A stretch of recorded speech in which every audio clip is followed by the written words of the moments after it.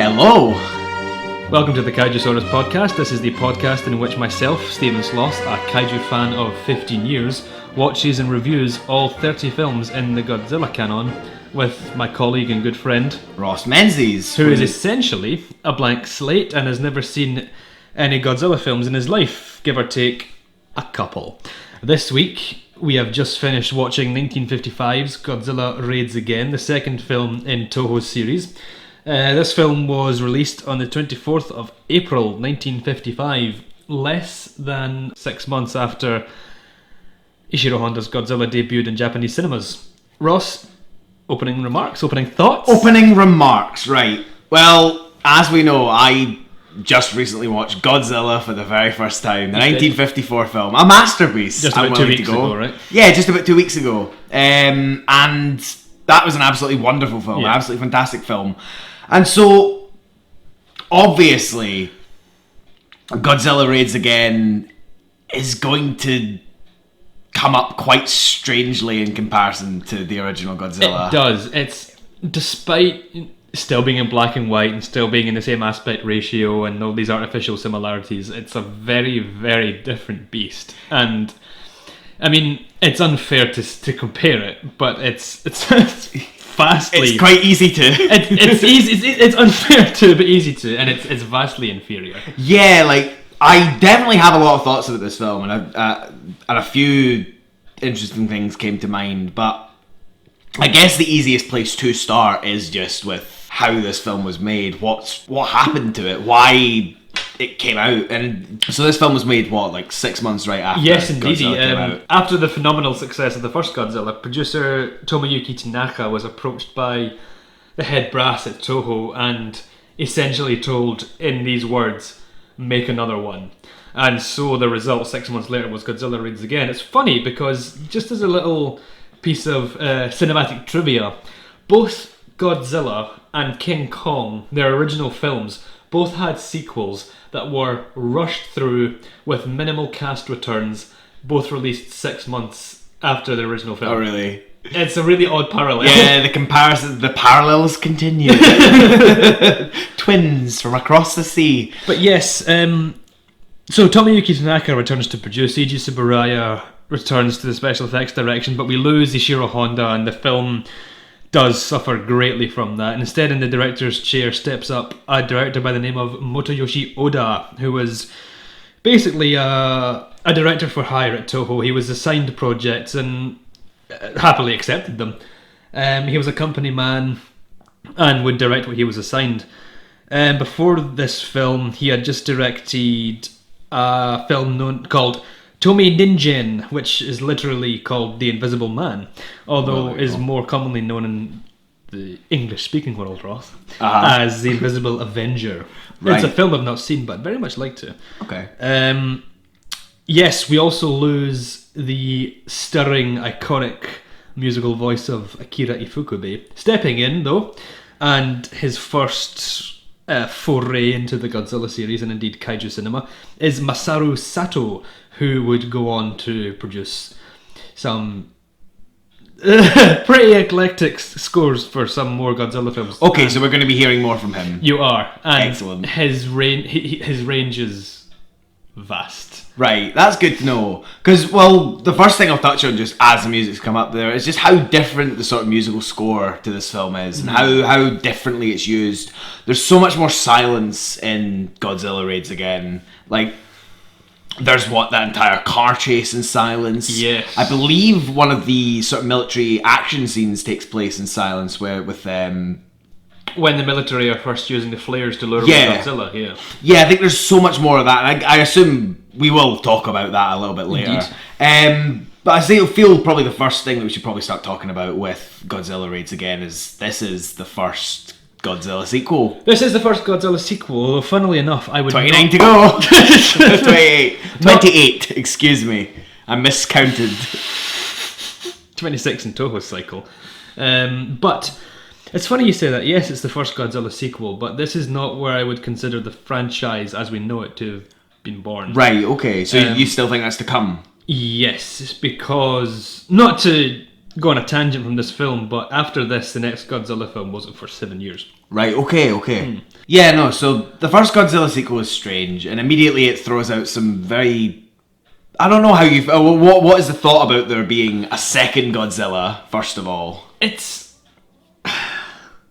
unusual, because according to Ishiro Honda, Toho never intended to bring back Godzilla, and as with any sort of huge success, the sequel is inevitable. Regardless of whether it's anticipated or not. True then, but, true now. I mean, just compare the opening of the two films. Godzilla opens with a disaster at sea.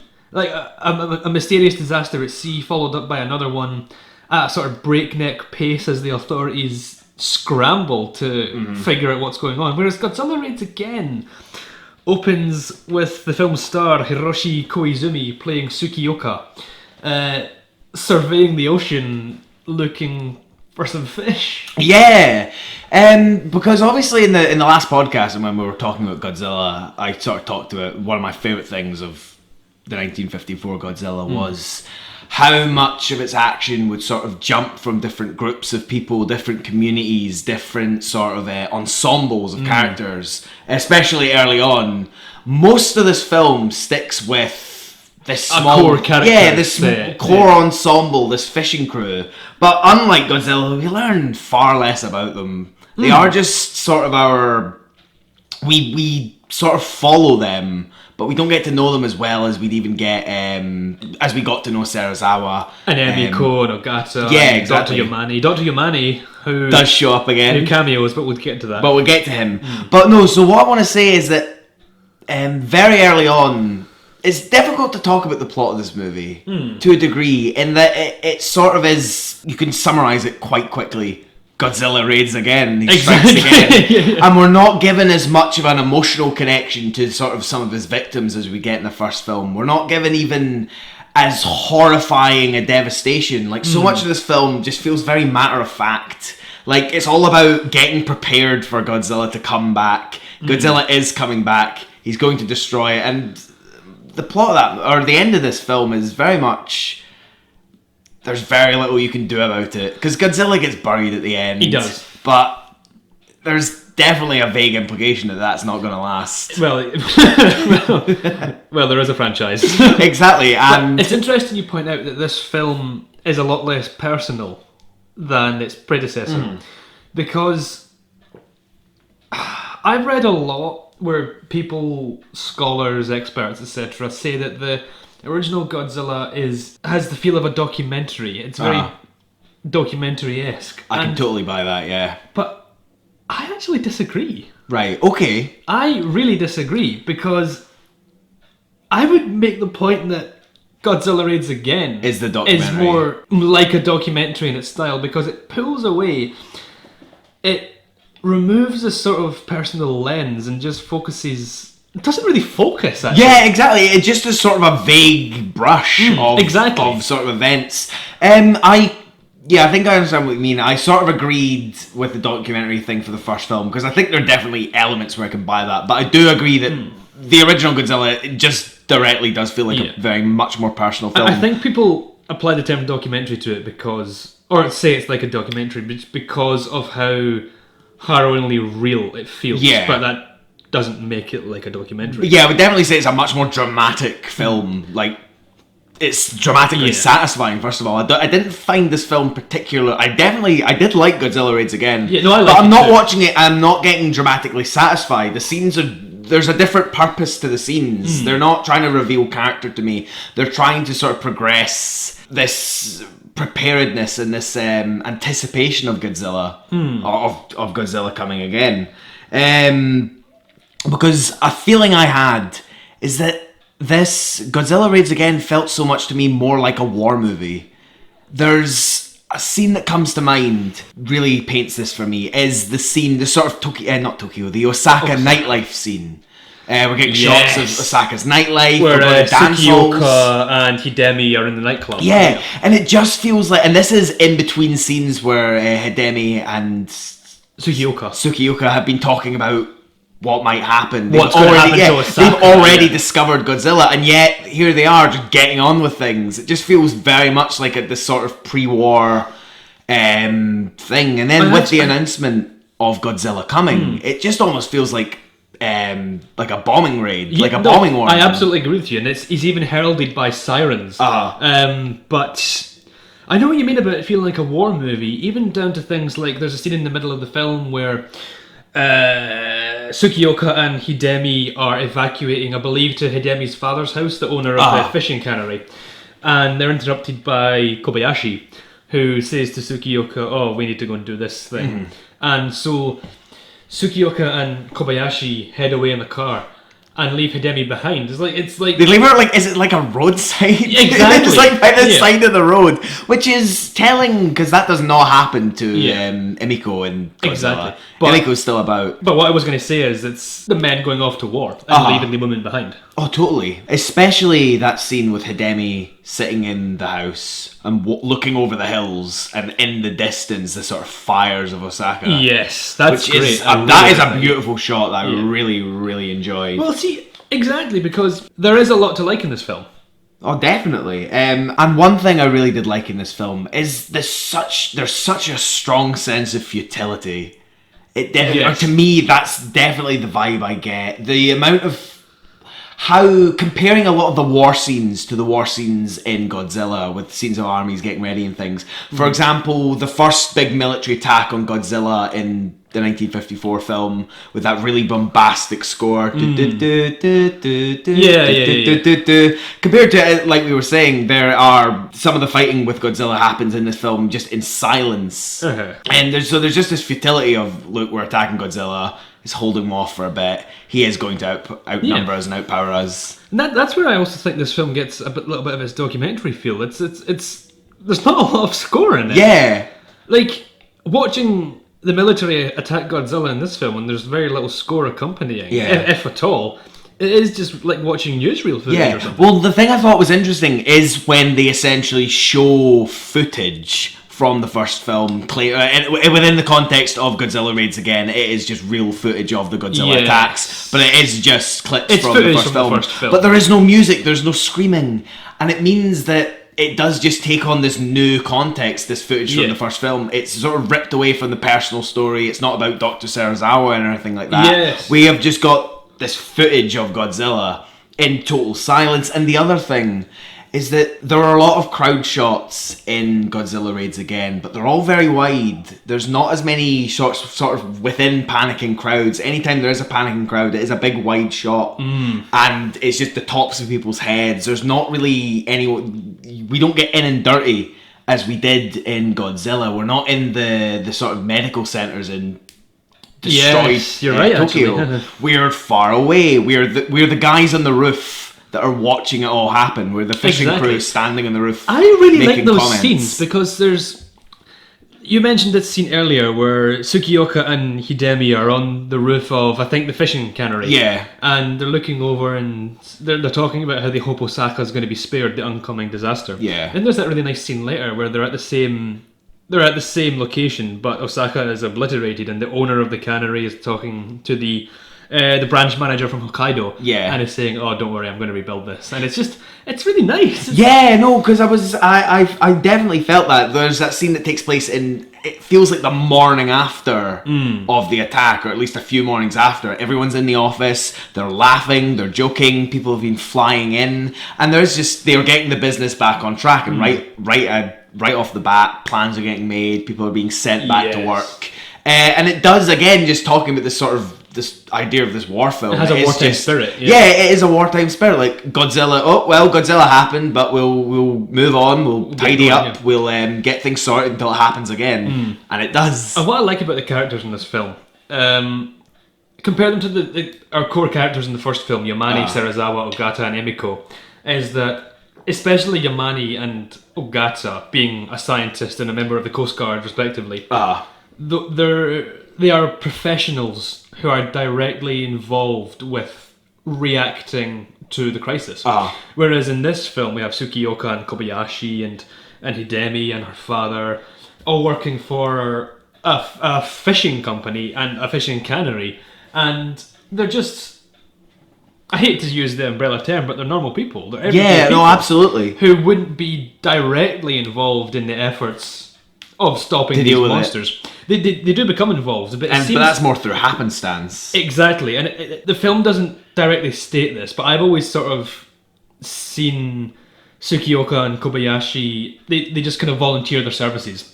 Because there's a lot of scenes where they directly report to their boss, the owner of the fishing company, and they just say, "Oh, we haven't found Godzilla yet." He said, "That's okay, we'll get him."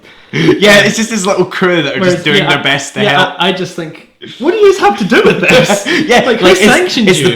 Who's the boss reporting to? Is he just getting? Exactly. Are his two employees coming and going, "We've got Godzilla. We're gonna find him"? And does he just go, "Okay, thanks," and just sit and just wait for them to come back? I know what you're saying. Like, this ties in with the whole wartime spirit thing. You're saying, like, everyone's pitching in and trying to help a bit with this disaster. And of course, Tsukioka and Kobayashi then later become they rejoin their old flying corps.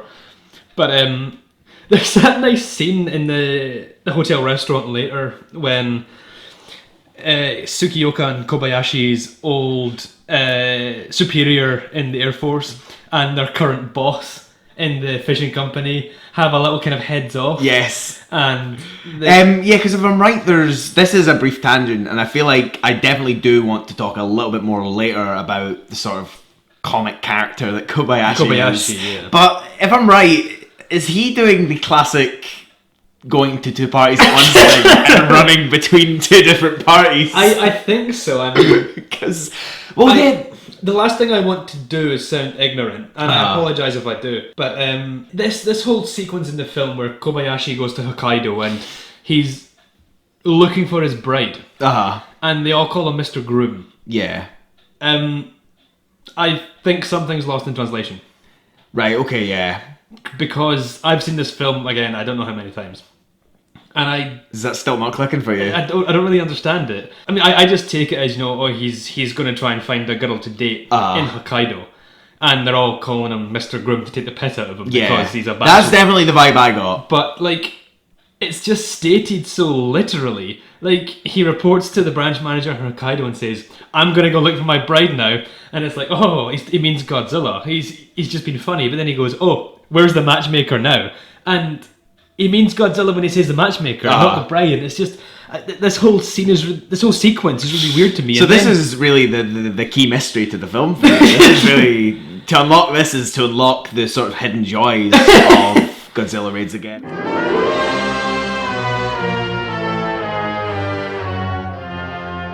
Yeah, so like Kobayashi takes Tsukioka and Hidemi to two parties. To two parties, and there's a classic caper. But that scene I did actually enjoy because it comes so late in the film. Osaka has been ruined. Yes. And yet here is a very comic scene.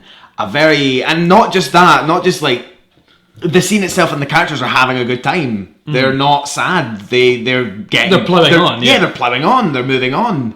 They're all having a party, they're having a drink, they're having a laugh, and it's not so much comical as just lighthearted, it's jovial. Yeah. And I would say it breaks the tension, but there's not a lot of tension in this film. Yeah, exactly. Because it's interesting to me because I definitely, while I was talking about this sort of futile, this sense of futility I got for the film, I simultaneously wasn't getting that from the characters really. Because they were just getting on with it. I definitely got this sense of this sort of wartime spirit from those characters. So yeah, the character of Kobayashi essentially fills the role of the comic relief, of which there was none in the original Godzilla. Yeah, but we needed it. We sorely, obviously, had to have it. We need a scrappy do. But no, I quite like Kobayashi. I thought he was a lot of fun. And the interesting thing is that he literally, I think in every sense of the word, does much more than the actual main character. Tsukioka. Yeah. Yeah. If you think about it, he's the first one to crash on the island at the beginning of the film. Kobayashi. Yeah, Kobayashi is, if I'm right. Yeah, you are. And we get this, by getting this whole Mr. Groom thing, that's a hidden depth to Kobayashi that we do not unlock. Actually, no, thinking Tsukioka. about it, you're right. Kobayashi does, I'm not going to say he has a character arc, but he has a redemption arc. But he does have a lot more going on just in terms of a personal storyline, because Tsukioka starts the film presumably engaged to Hidemi, and he ends the film engaged to Hidemi, and he doesn't really go on a journey. He doesn't. No. Never mind. He has a little bit of success with the sort of end bombing run. I think they start using some of his ideas. If I'm right, the avalanche thing, that was his idea. Well, the avalanche was that was Kobayashi. An idea bequeathed but by the late great Kobayashi. Well, because if you think about it, Kobayashi crashes at the start.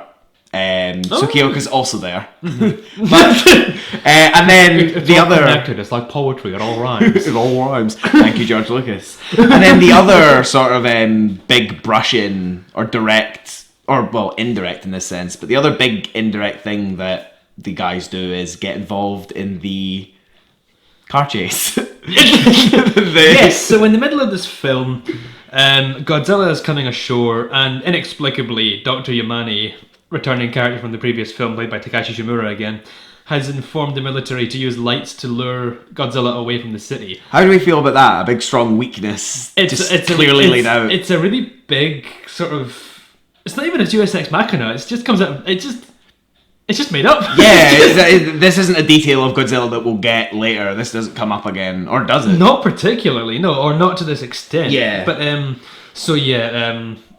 a blackout is enforced on Osaka to keep Godzilla away, and the military uses flares to lure Godzilla back to the ocean. But a spanner is thrown into the works when a prison convoy full of dirty, mucky prisoners. Classic.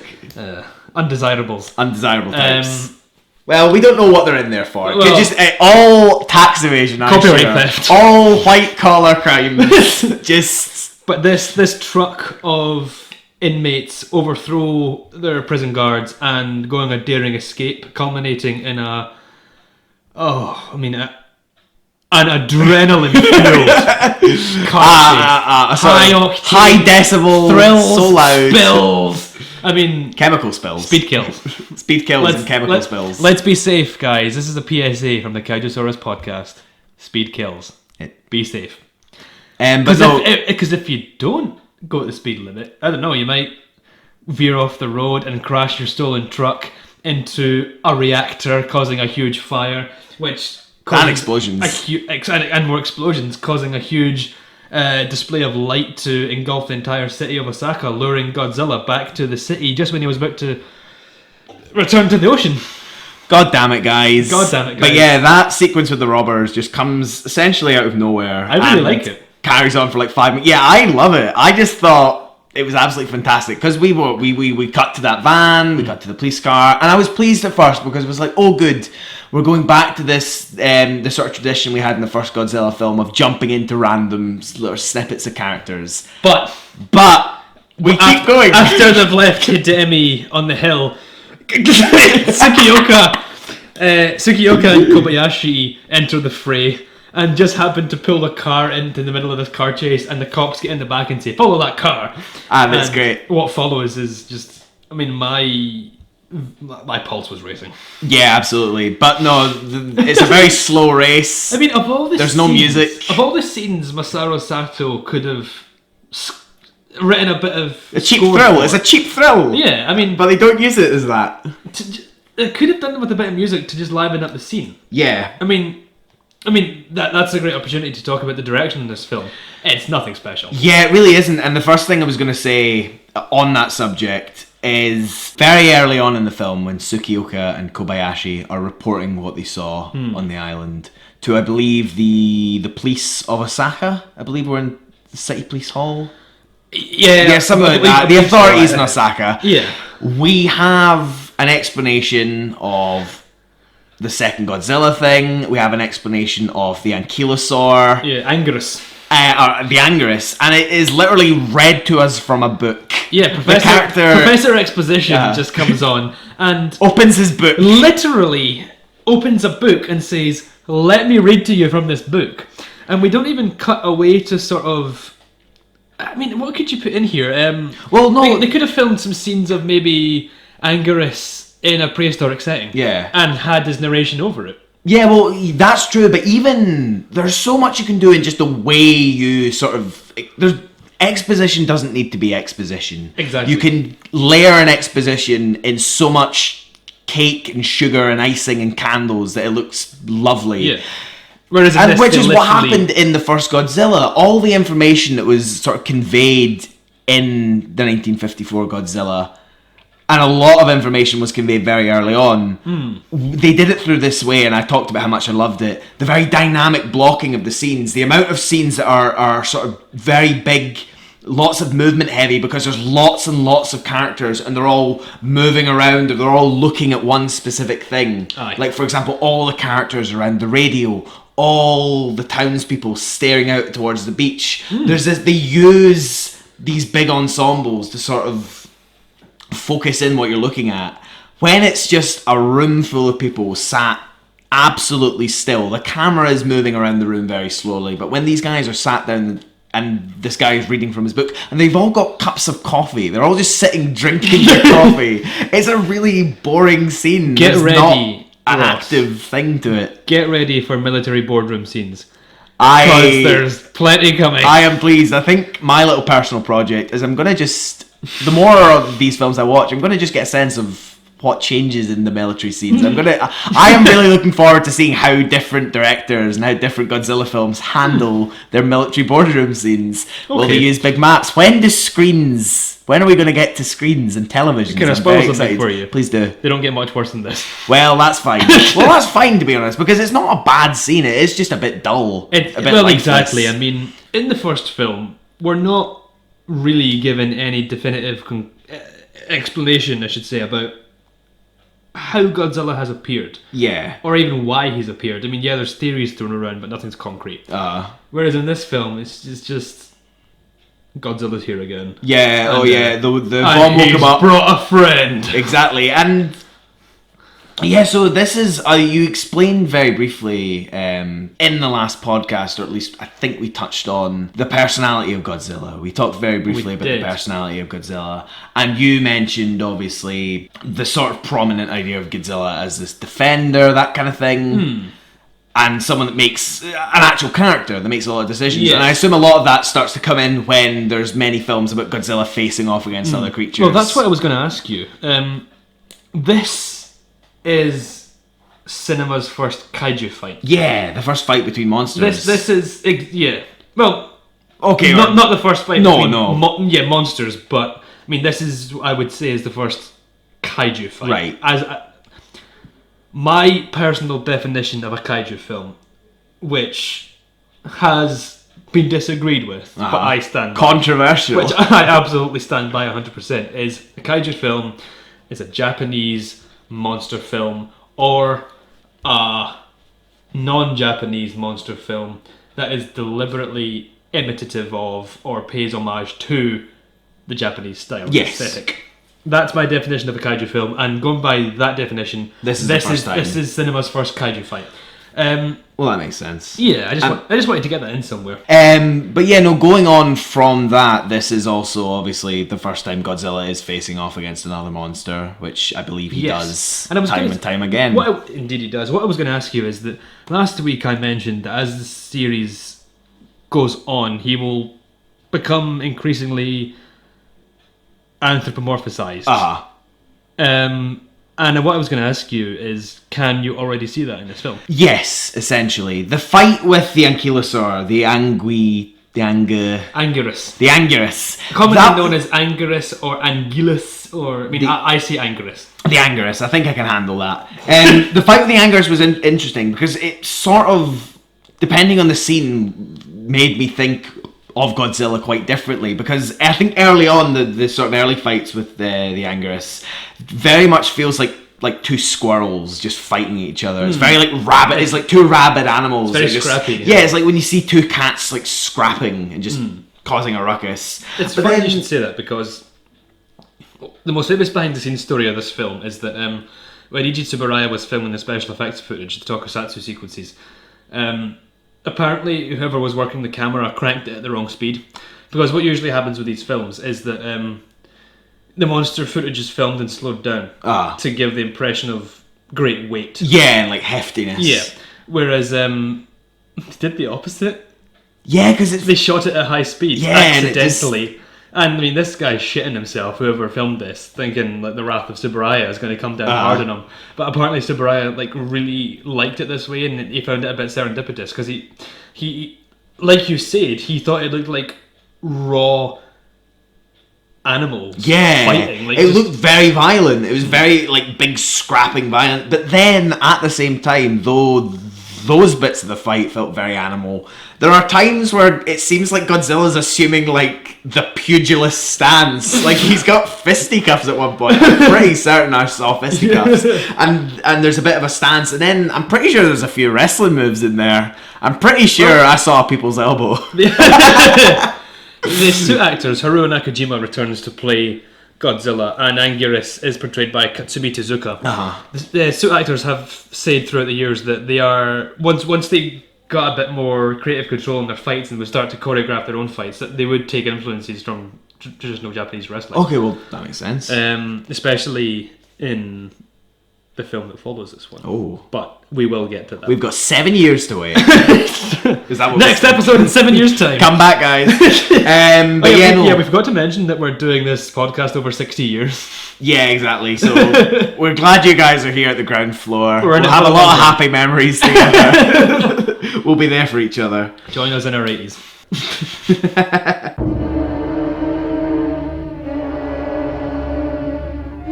Where I'd like to jump back and just have a wee chat about is, let's chat about our dear familiar face, Dr. Yamane. Yes, I'd be happy to. Again, are there any specific circumstances as to why he was the only one to return? Was it just scheduling, I imagine? Or not off the top of my head, because as you watch more of these films, Ross, returning characters you will realise are a thing you see very rarely. Okay. Very rarely. With the exception of one film in the late 80s and the remainder of the 1990s films, which all feature a recurring character. Right, okay. Returning characters are exceptionally rare in these films. I mean, yeah, this film was essentially created by the Toho B team behind the camera and in front of it. No huge stars attached to it. No major talent behind the camera attached to it. So it was just get it out. Essentially, yeah, it was a cash-in quickie, much like Son of Kong I mentioned earlier.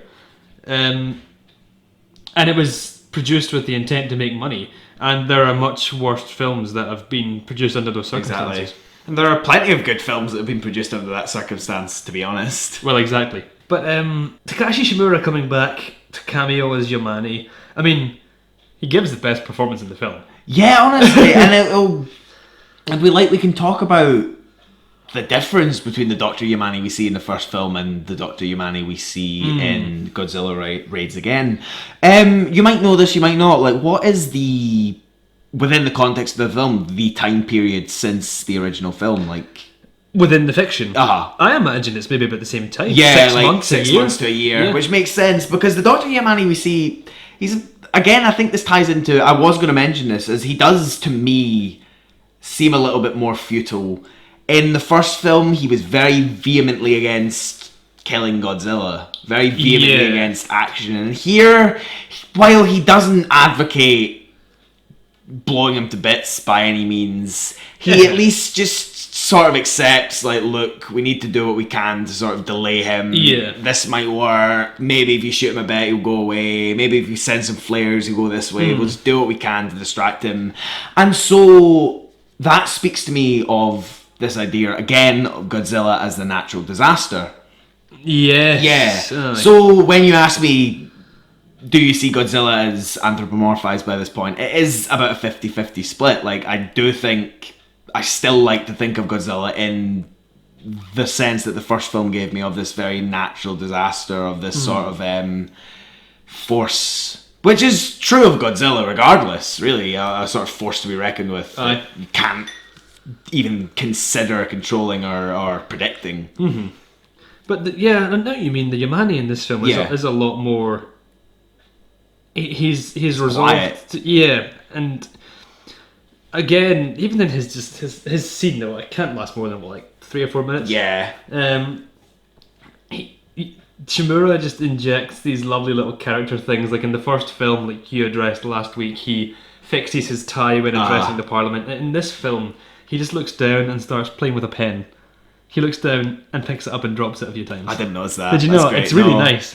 But he's a distracted manager, man. Yeah. It's just these little things that... Well, at least the sense you get with Yamane, and especially just fidgeting with his pen, it is the sense with Godzilla Raids Again that this has happened before. And then with the sense of this has happened before comes the sense of this will happen again. Yeah. In a way, that's why I think Godzilla Raids Again just has this sort of interesting political side to it, because it is just all about continuing to deal with an aggression, continuing to deal with a force, out with the control of your public, out with your control. You can't defeat them. You can only sort of prepare to anticipate them and sort of weigh them off. Yes. So throughout this film there is just a sense of Godzilla's becoming very normal, and I think that is true because of how normal and friendly our sort of main ensemble acts. That's why we have this fancy, lovely, happy little restaurant scene right before the final bombing run. Yeah. It's because this is normal now. The characters, Godzilla in the first film was a sort of horror, like the devastation he wrought across Tokyo was like tearing families apart, destroying communities. In Godzilla Raids Again, so many of the buildings that are destroyed are empty, because we've established there's been a mass evacuation. There's been a big evacuation. So when these monsters are fighting in the streets and in the cities, we're not worried about people getting caught in the crossfire, really. And though obviously there are people caught in the crossfire, for example, those 3 prisoners that escape to the safety of the subway. So and then somehow they escape the refinery explosion, and despite crashing through a wall into the mouth of the explosion, if I recall correctly. But only to escape down to the sewers and drown. Well, we can only assume. But Anguirus. Okay, this is the first appearance of fan favourite monster Anguirus, the second monster in the entire Godzilla series. Anguirus will return plenty more times. Oh, really? But not for 13 years after this one. Opinions on Anguirus? Well, Anguirus was a strange one. I imagine the more Godzilla films I watch and the more of sort of Godzilla's adversaries I meet, and the more I see of Anguirus, I imagine I may become more enamored with it. But in this first film, the idea of just Godzilla fighting a second monster was initially very strange. It happens very early on. Like Godzilla just appears in one shot. They look up, he's there, and then the Anguirus just appears and the two fight, and they just start scrapping on this on this mountainside. So that was very initially like kind of not strange to wrap my head around, but just like, oh, okay, there's another monster. I didn't really know that. Yeah, because obviously you'd be vaguely familiar with just the idea that, Godzilla fights other monsters. Yeah, that I know. Yeah. But I'd never quite understood how that worked. And again, I am looking forward to continuing to watch Godzilla films and sort of seeing and understanding like these sort of elements and like permanent elements of like Godzilla's character. Like, I'm interested to see when Godzilla starts to like take on other monsters in a very much like, right, I'm bringing you down, which I imagine happens. Yeah, I mean, I've drawn the comparison sometimes of like Godzilla just like as the old tired gunslinger, like wandering into town and taking down the arrogant young buck. Yeah. And then you get into the whole realm of kaiju tag teams and exactly, which I'm very cannot wait. Yeah, so in this film, the sort of second monster, it was a very just like small facet of the film. And what's really interesting is that the fight between Godzilla and Anguirus is not the climax of the film. No, it's the climax of the second act. Yes. Anguirus is dead. Yeah, he just kills Anguirus, and then Godzilla keeps causing a havoc. Yeah. So it's because it's kills difficult. And burns Anguirus, and then the film shifts to Hokkaido. Yeah, exactly. Because it's the reason maybe that I don't really know if I got the full effect or really understood. I mean, maybe there's not really much to understand. There just is another monster that's been awoken that Godzilla deals with. But I think just because this is dealt with so swiftly and it doesn't really affect the rest of these characters at all. The fact there is a second monster, it may as well have just been Godzilla tearing it up. Exactly. Because he continues to do it on his own. And it means that I'm not really sure whether I was supposed to be rooting for Godzilla to win, or the Anguirus, or the Anguirus.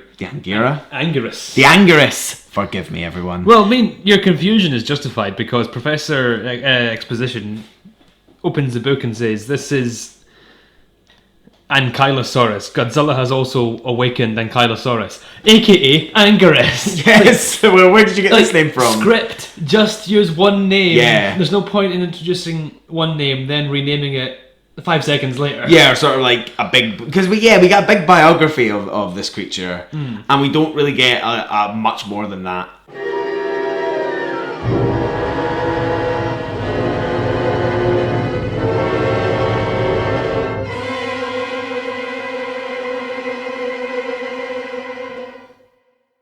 So yeah, Anguirus is just introduced really clunkily. Yeah, so it's something I don't think quite works in this film, but I imagine in a few films, once Godzilla starts beating on other monsters again, I imagine it's just better, or just... I imagine that's the focus of the film. I think if that was the focus of Godzilla Raids Again, I would be very much into it. But...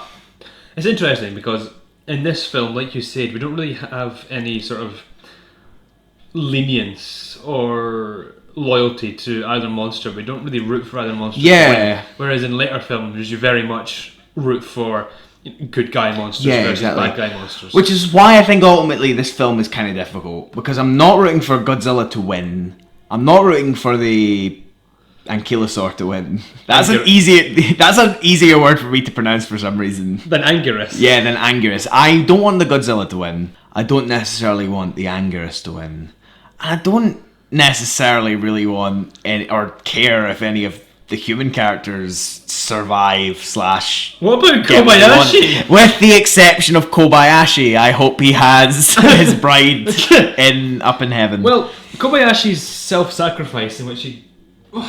Well, it's difficult to really tell if it was a deliberate self-sacrifice, or if it was just a tragic tragic accident. Stupidity, because his plane is hit by Godzilla's atomic breath. Yes, and he then crashes into the mountainside. So I mean, I'm guessing maybe he's hit by Godzilla and then he decides to. Is it a self-sacrifice? We don't know. Maybe it was at the very end. The last second, he went right. Were they attempting another Serizawa? I don't think so. No, because you could. Yeah, you really couldn't, and it didn't really. A heroic sacrifice like that wouldn't particularly work tonally with Kobayashi. I can still believe definitely that Kobayashi is brave enough to sacrifice himself and to do that, and it gives him. Kobayashi is the most well-developed character in this film. Like I feel like I know more about him than anyone else. Well, I mean, yeah, the actor who played Kobayashi, Minoru Chiaki, was a Kurosawa regular. Really? Yeah, he was in Seven Samurai and The Throne of Blood and Hidden Fortress. Hidden Fortress is a film that's heavily believed George Lucas stole the story from for Star Wars. Right. And Kobayashi here essentially played the C-3PO role. Yeah, okay. Because, Kobayashi, he's definitely one of the more interesting characters just to watch. Like, because of this sort of comic performance, it is just miles more watchable than the guy that plays Tsukioka, who does very little. Who's just sort of there, hums and haws. Tsukioka's played by Hiroshi Koizumi, who is one of the most recognisable faces of kaiju cinema. He appears in, off the top of my head, Godzilla Raids Again, Matango, Attack of the Mushroom People, Mothra vs. Godzilla, Ghidorah the Three-Headed Monster, Godzilla vs. Mechagodzilla, The Return of Godzilla, Godzilla Tokyo SOS. Right, okay, that's quite a lot. So when I criticize that character, I don't think I'm criticizing the actor. I'm not hoping to be. It's a bland role. Yeah, it's a bland role. I'm not trying to be irreverential. No. I was just listing some trivs. Some of his many trivs. He's mostly well known in this. He's mostly well known in this genre for his role in the original Mothra film. But yes, Koizumi is a fine actor. This is his only kaiju outing as a leading man, though. Right. Okay. He had played leading man roles before this, but in non-genre stuff. I mean, his performance itself as Kobayashi as Tsukioka is fine, and he does try and inject the role with as much enthusiasm as he can. Like when he meets his old college friends, he goes, "Oh my god, it's you guys," and he's really happy. Yeah, it's just a really underwritten role, and we have no personal connection to him. We have no stake in him. Yeah, like as you say, he starts the film engaged and he ends the film engaged. Yeah, exactly. So yeah, Koizumi, who played him, would go on to find himself more often in a scientist and scholarly roles. Right. Okay. And Hiroshi Koizumi sadly only passed away earlier this year. Oh really? Yeah, at the age of 88. Just last month, I think, or if not late May. But yeah, it's very sad. Yeah. One of the big faces of Toho Kaiju cinema for me. So Ross, like the original Godzilla, this film was exported to the US. Yeah. It reached US shores in 1959. What was done to it? Well, how long have you got? This time distributed by Warner Brothers. Oh. Under the title Gigantis.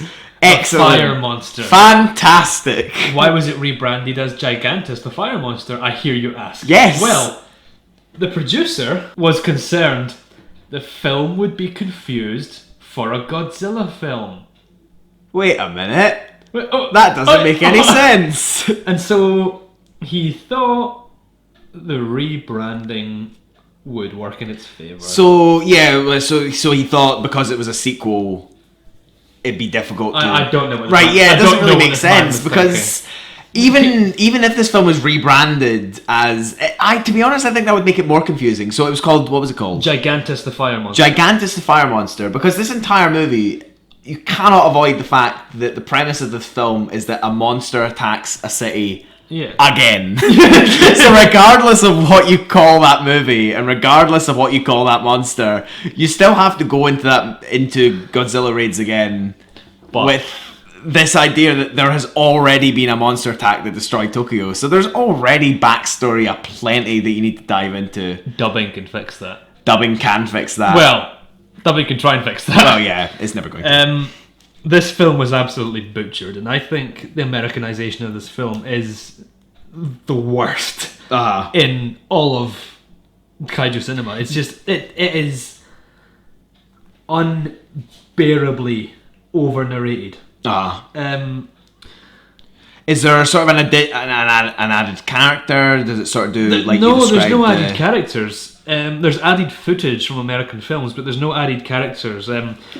Tsukioka is dubbed by the Chinese-born character actor Kei Luke, who really just like runs his voice dry by like narrating every single fucking one of Tsukioka's every thought. You know the really lengthy sequence near the beginning of the film where he's looking over the ocean looking for Kobayashi? It goes on, and that's completely narrated. He's just saying, I looked over the water looking for my dear friend Kobayashi. I could not see him, but my heart did not give up, and I kept looking. Finally, and it just goes on and on and on. Like almost every main character's thoughts are just narrated to fuck. That sounds awful. It has a really overly dramatic pre-credit sequence about the horrors of the atomic age. Right. Is man probing too far into mysteries he has no place in? That was what Godzilla was about, not Godzilla Raids Again. As we're looking to the stars, aren't there more mysteries here on planet Earth? Well, no, there's no mystery. Everything was very firmly explained. Yamane's scene where he shows newsreel footage of Godzilla is extended. They show footage of primordial monsters, and the footage is just taken from American monster films and American educational films. And it's just the aesthetic clash is so deeply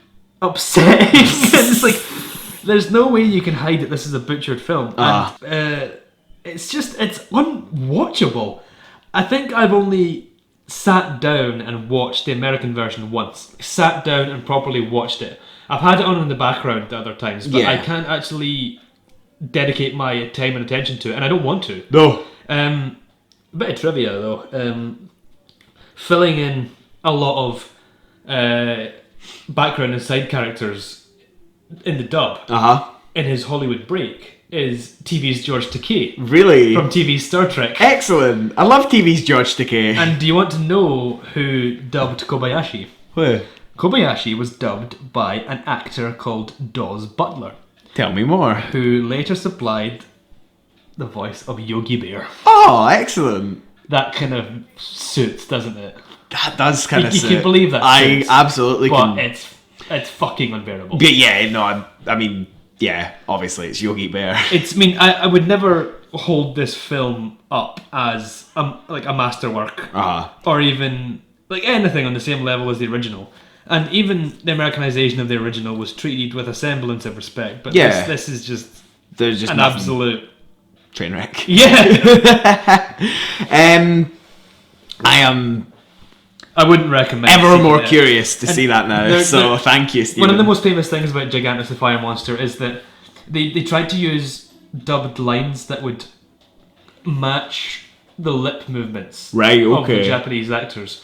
And usually that is a practice, but they don't do it so literally. It's just in terms of making it look like they're talking when they're talking. Yeah. But they actually tried to match things like syllables and like letter sounds and that sort of thing. Yeah, well. So there's a scene where... Does that mean people are just saying random sentences? Well, practically, Close in the enough. scene where Tsukioka and Hidemi are looking over Osaka, and in the original they're saying, you know, oh, nothing happens to Osaka. And there's... Gigantis is known for, like, in order to fill in the dialogue gaps, just using ridiculous phrases that were even then outdated. Oh, That really? were outdated by 1959, when this film was in America. And the most famous line in the film is Hidemi says that Tsukioka is a brave man, and saying how brave he is, and Tsukioka replies with, banana oil! That's awful. Banana oil was a phrase from the 20s, I think, which just meant, banana oil was a phrase that was outdated by even then. Yeah. And it just meant They're just throwing it codswallop on. and rubbish. But apparently this got laughs in American cinemas because Really? of how ridiculous it was, this line. Stephen, I was wondering what the general consensus of this film is. What do the people think? Well, yes, this is something we want to do, isn't it? We didn't do it for the first one or for Spider-Man, but we kind of want to end these episodes after I've heard Ross's opinion on the film and after he's voiced what he thinks of the film. I will then tell him how the film was generally perceived among kaiju fandom. Yeah. Ross, I can tell you that Godzilla Raids Again, while solidly not really a fan favourite, there's no real animosity towards it, and I see that as just sort of indicative of how like average a film it is. Yeah. I think it's generally perceived to be like a solid 2.5, 3-star film. I like this film. I mean, I have ripped on it a lot during this past hour or so, but there's a lot I enjoy in this film. It strips back a lot from the original, but I mean, it's a sequel. It was a moneymaker. It was absolutely a money-making exercise from the start. And, there's... Go for it. It could have been worse. It could have been much worse. Absolutely. And it introduces tropes that will give the franchise longevity. Yeah. What did you think? Well, yeah, just to sort of sum up what I think I agree with you ultimately. It's an average film. I definitely enjoyed it. I definitely liked watching it. Did I love it like I loved the first Godzilla? No. Did I sort of feel that same thrill? Did I feel as engaged and as engrossed? No, I did not.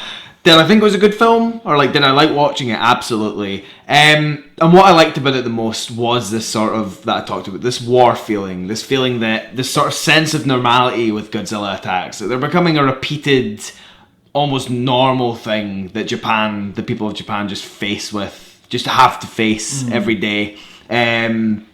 that the military are continually preparing for, that scientists are becoming more and aware of what Godzilla is, where he comes from, that these are things that are just becoming everyday occurrences, and that if Godzilla strikes, well, the next day you start rebuilding and you move on. Obviously it's not going to surpass the original Godzilla in its sort of depiction of Godzilla as a sort of natural disaster, in this sort of examination of how it affects like the cities and the real life people. So it will be interesting to see.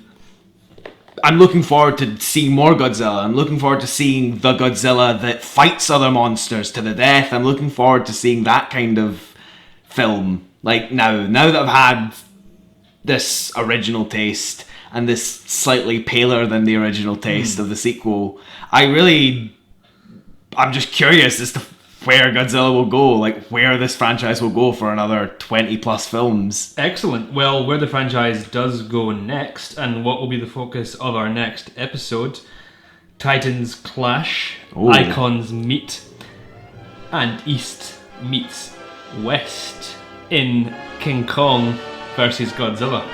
Excellent. Thank you very much for listening. Excellent. I have been Steven Sloss. And I have been Roz Menzies. Thank you very much, guys. See you later. Cheerio.